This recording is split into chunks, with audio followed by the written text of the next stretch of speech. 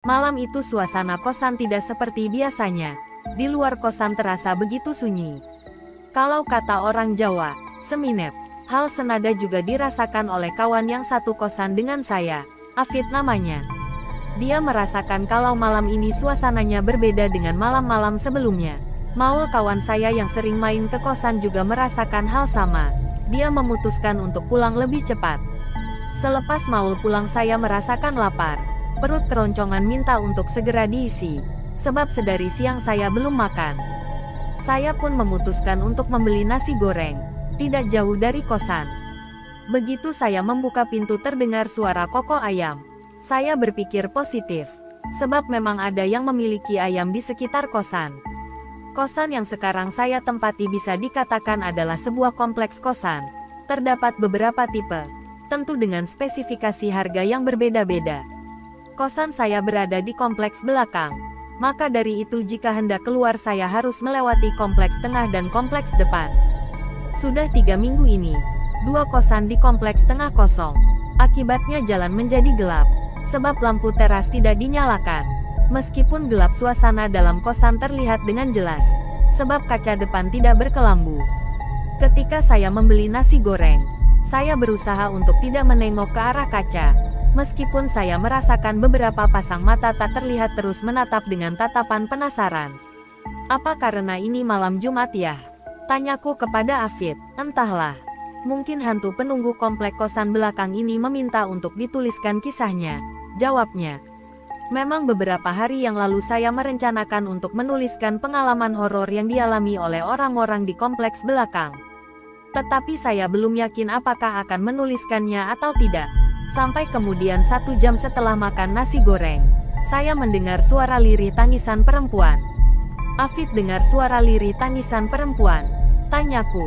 Enggak. Maka dari itu saya pun bergegas menyalakan laptop.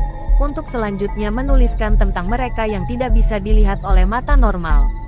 Malam Sabtu yang mencekam. Kompleks belakang terdiri dari 6 kosan. 4 menjorok ke depan. Sementara yang 2 menjorok ke belakang. Kosan yang menjorok ke belakang itulah yang tidak berpenghuni. Saya menempati kosan ketiga bersama dengan Afid. Sementara itu kosan 1 ditempati oleh Bang Ijul. Kosan kedua ditempati oleh Bang Muri. Dan kosan keempat ditempati oleh Bang Ijai. Sampai dengan saat itu, memang saya belum pernah ditampaki oleh penunggu kompleks kosan belakang. Tetapi suara ketukan di pintu, di dinding, suara lompatan langkah sering saya dengar. Bau pandan. Mengenai hal tersebut saya tidak merasa terganggu. Biasa-biasa saja. Suasana kembali normal. Tidak seminep seperti tadi, ujar Afid ketika saya menuliskan cerita ini. Ya begitulah, jawabku singkat.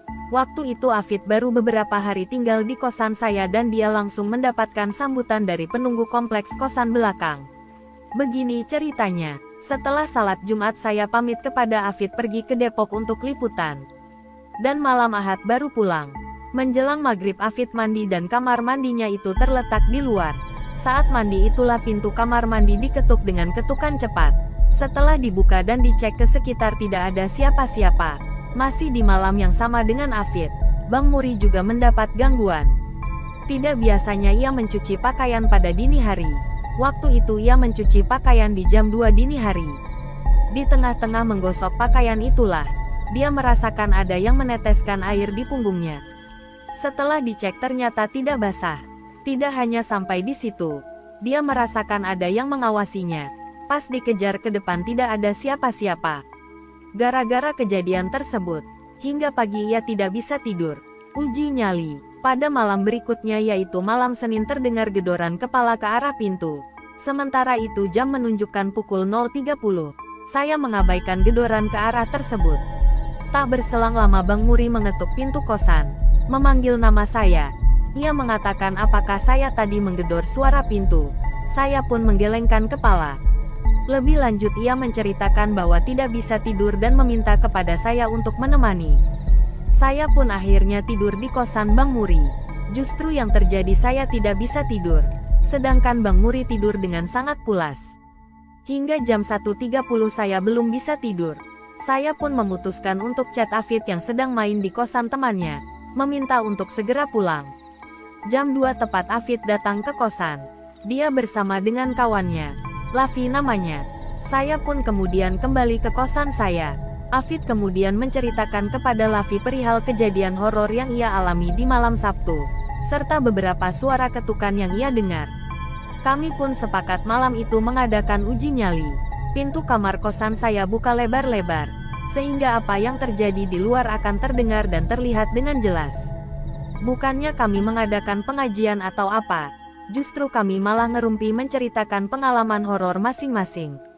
Suara derap langkah lompatan, gedoran di tembok, gedoran pintu terdengar dengan jelas.